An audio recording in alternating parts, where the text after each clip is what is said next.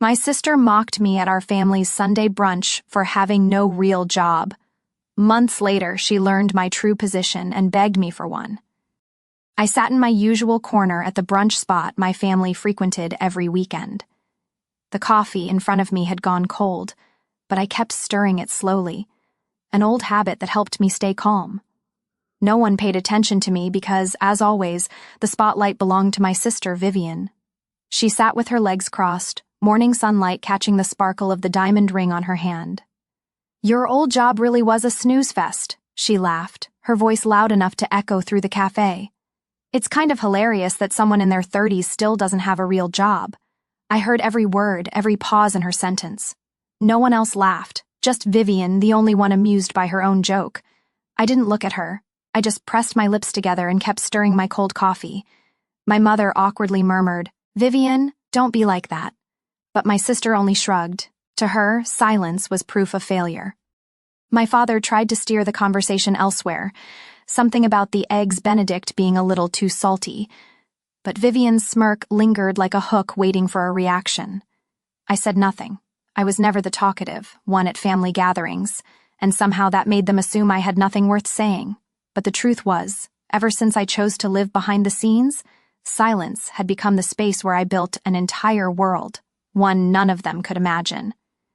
I remember exactly when I first realized that some of the greatest things didn't need to be shown off.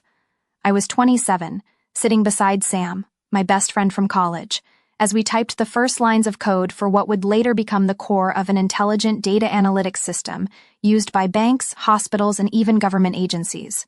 Now, at 33, I'm the co-founder of DataLoom, a tech company valued at over $80 million. But no one in my family knows. I never appeared on the official website. In interviews, Sam was the face of the company. And me? I chose to stay behind the spotlight. My name only appeared on internal documents, investor agreements, and, ironically, Vivian's pay. Funny, isn't it? The sister who never hesitated to mock my quietness is now applying to the company I helped build, completely unaware that the person reviewing her application is the failure she's mocked for years. I watched her chatter on, bragging about the now-defunct accounting firm she worked for. "But it's all good," she waved it off. "I'm a problem solver. I'm targeting a new company, something called DataLoom. Heard they're hiring. My heart skipped a beat. For the first time during the meal, I looked up, then quickly looked back down, careful to keep the flicker in my eyes unnoticed. She kept going. "I already applied. If they bring me in, I'll handle their budget better than anyone there. If they pass me up, it's their loss." I bit my tongue to keep from laughing.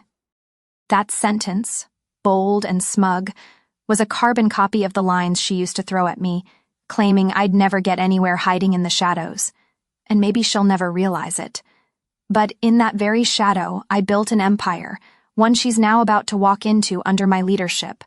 Still, I chose to remain silent, not out of fear, but because I knew the truth would speak for itself. I remember my 12th birthday vividly. While everyone sang happy birthday, Vivian burst out of the living room holding a giant gold trophy. "Our baby just won the state dance competition," my mom beamed, wrapping her arms around Vivian. I stood by my cake, candles flickering in front of me, but no one asked what I wished for, and I didn't even bother blowing them out. Vivian was always like that, bright, loud, always giving people something to clap for. Me, I quietly gathered my gifts, went to my room, opened the old laptop Dad gave me the year before, and kept building my first data model. Even as a child, I loved what others found boring. I liked taking toys apart to see how they worked. I loved figuring out why a video game ran so smoothly. I loved the feeling of writing a block of code and watching it work flawlessly. My mom used to say, "Eleanor can sit for hours and you won't hear a sound." Dad used to joke, "We've got a firework and a flashlight in this house. Guess which is which?" No guessing needed. Vivian was the firework. I was the flashlight, steady but overlooked. As we grew older, the gap between us widened. Vivian studied art, made a few appearances on local TV thanks to her dramatic performances. I studied computer science at a tech institute. No one in the family remembers the school's name. When I graduated, they forgot the date entirely. They were too busy planning Vivian's fashion line launch. I don't blame them. Sometimes I thought maybe I just wasn't interesting enough, but silence slowly became the space where I found my value. When Sam and I started Dataloom, all we had were 2 beat-up laptops and a dream to build a flexible analytics system that could predict user behavior in real time. Sam was the talker. He pitched to investors, did press interviews, ran meetings. I was the one backstage, writing every line of code, fixing every bug. Gee, bro. A year later, a major bank signed a trial contract. 2 years in, our system was integrated into finance, healthcare, and risk analysis platforms. By year 3, Dataloom was valued at $83 million. I held 49% of the shares. But ask anyone, they'd only know Sam Fletcher. As for Eleanor Green, never featured in a headline. And that was how I wanted it. I didn't care for hollow handshakes, flashing cameras, or whispers behind my back. I wanted to work, to build, to help people make better decisions with what I created. As for Vivian, after her own fashion startup failed due to financial mismanagement, she went back to accounting at a small firm. Then came layoffs. Now she's pinning her hopes on a new opportunity she has no idea I created. I don't know if she'll ever see me as an equal. To Vivian, I'll always be the little sister with her head in the clouds and a bunch of old laptops. But she's about to walk into a space where every wall, every budget model, every analytics tool was designed by me. And what I wonder most is this. When she sees my name, Eleanor Green, at the bottom corner of her paycheck or the next budget draft, will she recognize it? Or will she still believe I'm just a faded extra in the dazzling world she chases? A part of me hopes she never finds out. Another part wants to see her face when the truth finally hits. I don't need her admiration. I just want her to stop looking down on me. That night, back in my quiet apartment on the 18th floor, Seattle's sky was wrapped in a soft mist like a velvet curtain after a show. I pulled out my laptop, logged into Dataloom's internal system, thousands of lines of code and reports I knew by heart. The first notification popped up from HR, recommended candidate, Vivian Green. I leaned back in my chair, eyes settling on the file on screen. I had expected this moment, but still my heart paused for a beat. Her smiling photo, dressed in a beige blazer, stood out on the application form. I skimmed through her experience, skills, and the internal reviewer's note. Confident demeanor, strong communicator, well-suited for the budget analyst role.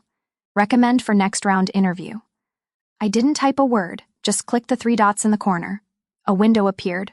Forward, code, copy, approve. I clicked approve. She got the job. Burr. No one at the company, except Sam, knew I was a CEO founder. From day one. We agreed to use only Sam's name on all media and public documents. I didn't want my image floating around the internet. I'd seen too many people lose their personal lives chasing fame. I didn't need praise. I needed freedom. So within Dataloom, I was simply Eleanor, the senior technical advisor who usually worked remotely. I only came into the office once a week after 6 p.m. The rest of the time, I led projects, approved spending, and mapped out strategies, all from behind the scenes. Sam was the one in front of cameras, shaking hands with investors and speaking at tech conferences. He always respected my choice, never once revealing my identity to employees or the press. I used to wonder if that decision was the right one, but now, watching Vivian step into the world I built with my own hands, I was certain staying silent was the only way to make this moment interesting. On her first day at work, I stayed home just as scheduled, but I turned on the internal camera system, something very few people knew I designed. From a low-angle view in the shared kitchen on the 9th floor, I saw her standing near the espresso machine, eyes wide with surprise as she looked at the digital bulletin board displaying the company's ongoing projects. "This is the new company that hired me," she told a colleague proudly. "Word is the 2 founders are super private. No one's ever seen the other one. Might just be a legal placeholder." Brecca, I chuckled softly. It wasn't the first time I'd heard someone question the existence of the second CEO founder. Brewer, that afternoon, Sam video called me. "She's off to a decent start," he said, sipping coffee. "Confident, maybe a bit showy, but competent." "Are you sure about this? She still has no idea who you are, Eleanor." "Brief for now, let's keep it that way," I replied. "Just don't slip. If she's good, this is a great opportunity. If she's not, the truth will come out faster." Brifra, this wasn't about revenge. I didn't want her to fail, nor did I seek payback. I just wanted to know, how would Vivian behave when no one recognized her, when there was no spotlight, no audience clapping? A week passed, then 2. Each time I came into the office after hours, she had already left. I kept my routine, approving budgets at night, reviewing HR files in the silence of empty halls and idle elevators, until one day I was in the basement server room checking the security system when I heard high heels echoing in the hallway. I stepped out, and there she was, frozen in the doorway. "Abrahu, Eleanor?" she asked, startled and suspicious. I nodded calmly. "What are you doing down here? Only senior management has access to this area." "Etbrahu," I smiled. "Well, I guess I have special access." She tilted her head, about to say something, when Sam stepped out from the adjacent room holding a folder. "Hey, Eleanor, could you take a look at the new AI deployment plan? Needs your sign-off by Friday." I took the file and looked back at Vivian. Her eyes froze. There was no need for words. I knew in that moment the seed of doubt had been planted, and now I'd see, would she finally see me or still view me as the harmless shadow she always believed I was? At morning, Seattle had a light drizzle. I had just signed off on the latest quarterly report when my phone rang. It was Sam. "Hey, Broshu, Eleanor, something funny just happened." "I think Vivian's starting to get curious," he said with a hint of amusement. "Ah, Burkey." I looked up at my screen. A new email from accounting popped up. "NS signature found in internal budget file. Please confirm approving authority." My heart slowed. It was time. Broke. Nearly 2 months had passed since Vivian officially joined Dataloom as a budget analyst. In that time, she had begun earning favor in a few departments, thanks to her confidence and persuasive skills. I had watched from afar, quietly approving her proposals and saying nothing. But she had started noticing details. During one budget approval for marketing, Vivian stumbled upon a file signed with an e-signature, clearly labeled Eleanor Green, NS. Alongside it was the co-founder's ID code. I knew she wouldn't let that go. The next morning, I overheard a snippet of conversation in the cafe downstairs. A young colleague whispered to Vivian, "Who's this NS person anyway? Like a ghost in the system. Never seen them, but they sign off on everything big." Vivian smirked. "Probably just a legal figurehead. I don't trust names without faces." Behind a wooden partition, I tightened my grip on my coffee cup. Don't trust? She'd learn soon enough. 3 days later, she walked straight into accounting and requested access to the full budget record for the most recent quarter. With her clearance, she opened file after file until she reached the one where my name appeared again and again beside documents outlining Dataloom's financial core. Not just signatures, but dates, file IDs, legal assessments. Every key piece carried my name. The same sister who believed I lived off the family's kindness was now staring at proof that I wasn't just any employee. I was the one who had approved her paycheck, the one behind the very reports she worked with every day. That afternoon, I got a system alert. Internal access request from account Vivian Green, Dataloom founding records. She had reached the master file. I pictured her sitting there, soft blue light illuminating her face as she saw the founding documents for the first time. Eleanor Green and Samuel Fletcher, 50-50 ownership. Role description, Chief Technical Architect, Ms. Green. Her heart must have clenched. I knew her. When she's shocked, she doesn't scream or cause a scene. She goes silent, but her eyes blaze. Then she starts trying to prove this can't be real. That same afternoon, I arrived at the office earlier than usual. I wanted to see her reaction with my own eyes. Sure enough, when I entered the pantry, I saw Vivian standing alone, gripping the edge of the counter, staring at a printed page. I approached gently. "You okay?" She turned, eyes locked on mine, furious and confused. "Eleanor," she said, voice tight, "you're the co-founder."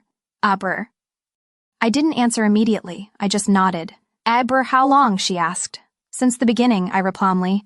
"Sam and I started this company in a tiny room near Capitol Hill, back when you thought I was unemployed." Vivian laughed, not mockingly but bitterly, half disbelief, half self-directed irony. "So all this time you were signing my paycheck. I worked under you." I nodded again. "Not out of pride, Vivian. Just doing my job. You're capable, so I approved your promotion. If you weren't, I'd have done the opposite." She fell silent, eyes dropping to the floor. I pulled a sheet from my pocket, a budget plan for an upcoming initiative on tech education for underprivileged kids. We're launching this soon. If you're interested, I think you'd be a great fit. Eber. She didn't take the paper, but her eyes changed. Something had shifted. I turned to leave, not pushing her. She'd need time, but for the first time in years, I saw in her eyes not scorn, but a silent question. How many times have I misjudged my little sister? The 5-year Data Loom anniversary gala was held in a glass building by Lake Union, where chandelier light danced like ripples across the floor. I stood in the guest dressing room staring into the mirror. A long black dress, minimalist but elegant, fit snugly against a frame worn from years of all-nighters. My hair was pinned neatly, lips brushed with soft pink.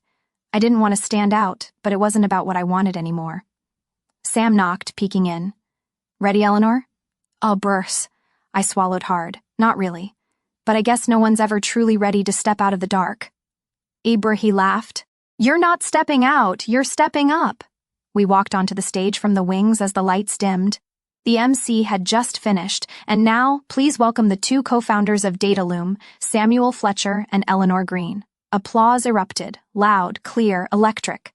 Every eye turned toward me as I stepped into the light for the first time, officially and without a mask. I smiled quietly, but with purpose, and then I saw Vivian. She stood at the back of the room, one hand clutching a champagne glass she hadn't touched. Her face stunned, her world flipped upside down. Ebrick. I knew that feeling. I'd lived it. On the day we landed our first $1 million investment, that moment when something no one thought was real becomes undeniable. Eber Sam spoke first. He shared our journey from his mom's garage to DataLoom's current HQ, about server crashes at 2 a.m., deadlines that left us passed out on keyboards. When he passed the mic to me, the room fell silent. I took a deep breath. Hi everyone, I'm Eleanor Green, and I guess for many of you this is the first time you've actually seen me. A gentle wave of laughter rolled through the crowd. It wasn't mocking, it was warm surprise.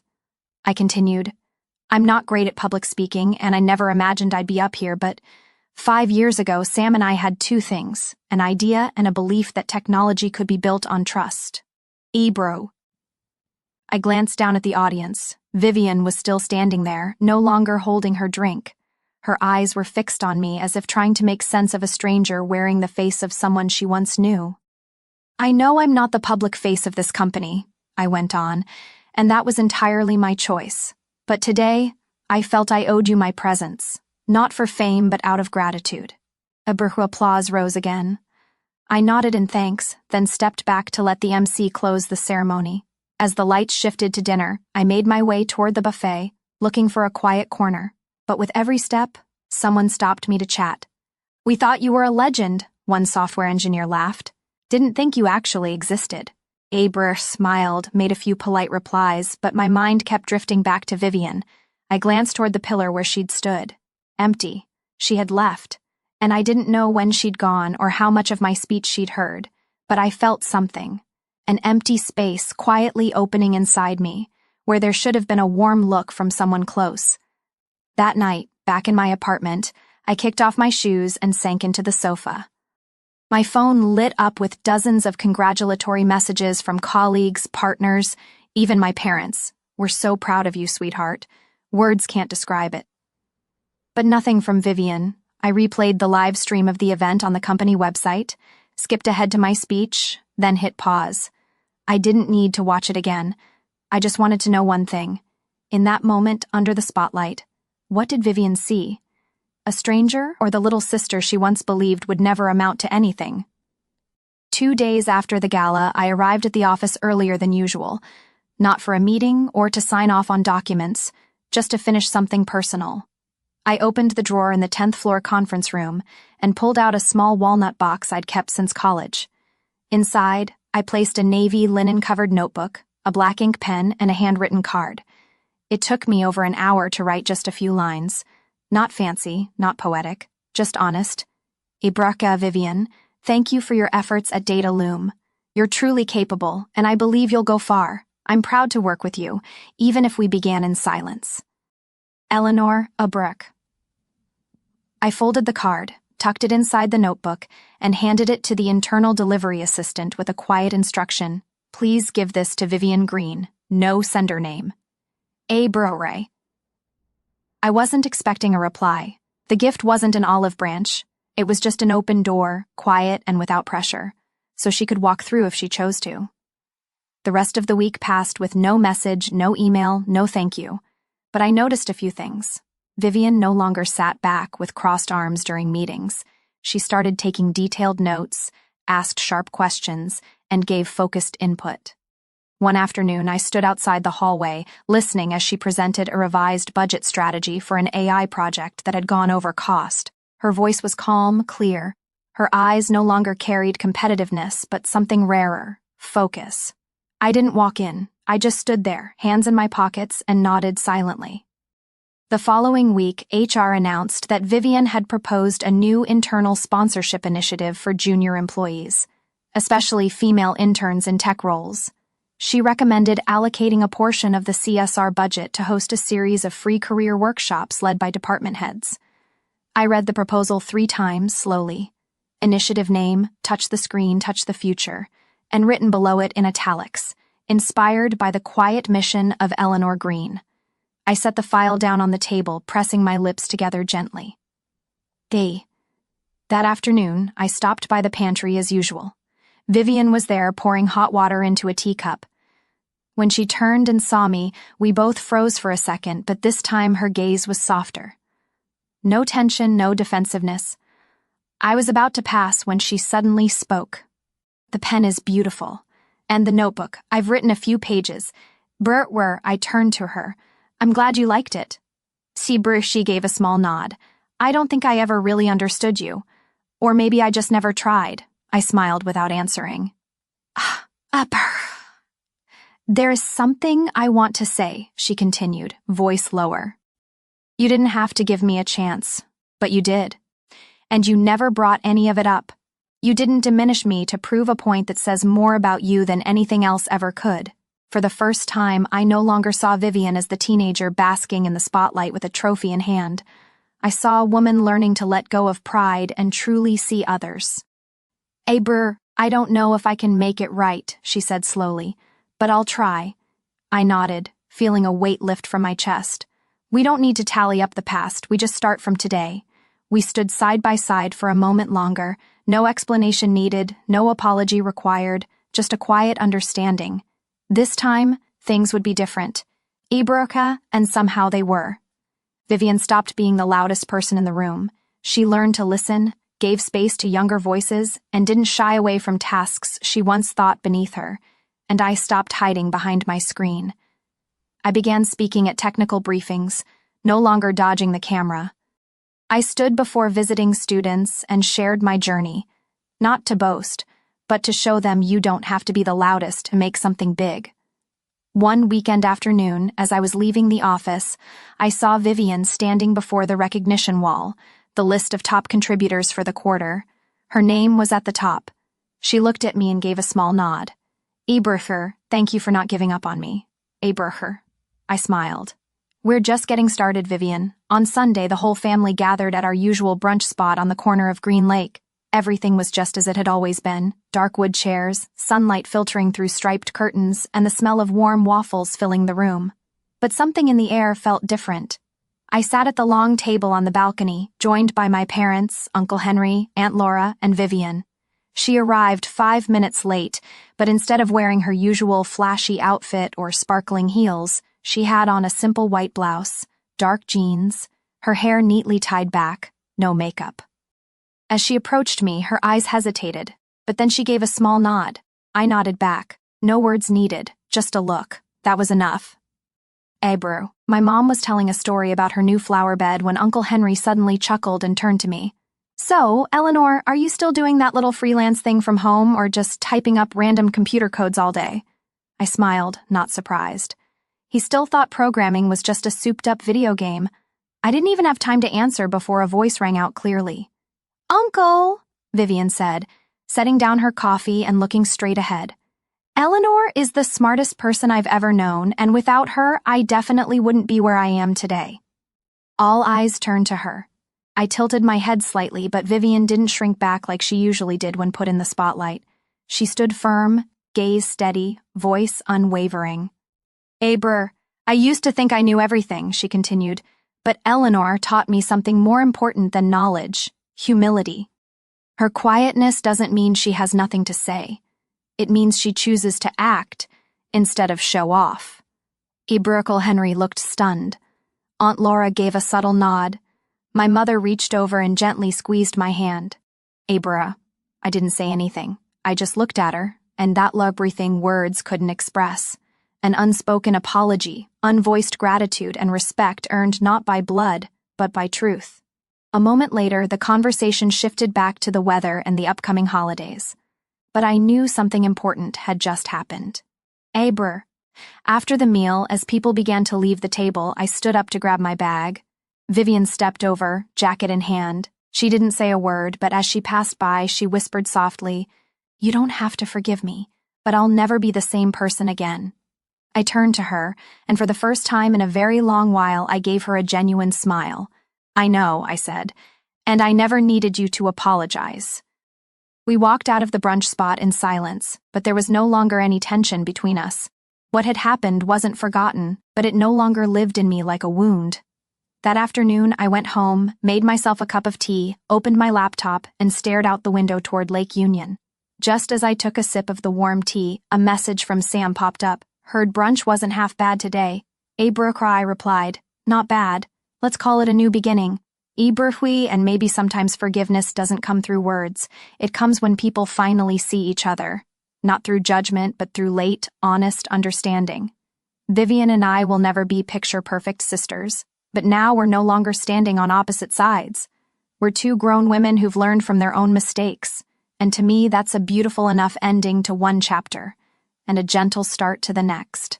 The story between Vivian and me taught me that sometimes understanding doesn't come from grand apologies, but from quiet, genuine change. It took me years to accept that being seen isn't the only measure of worth. But when truth is finally acknowledged, no rebuttal is needed. Silence is enough to make people reflect. Real life doesn't ask for perfection, only the courage to grow and the grace to begin again.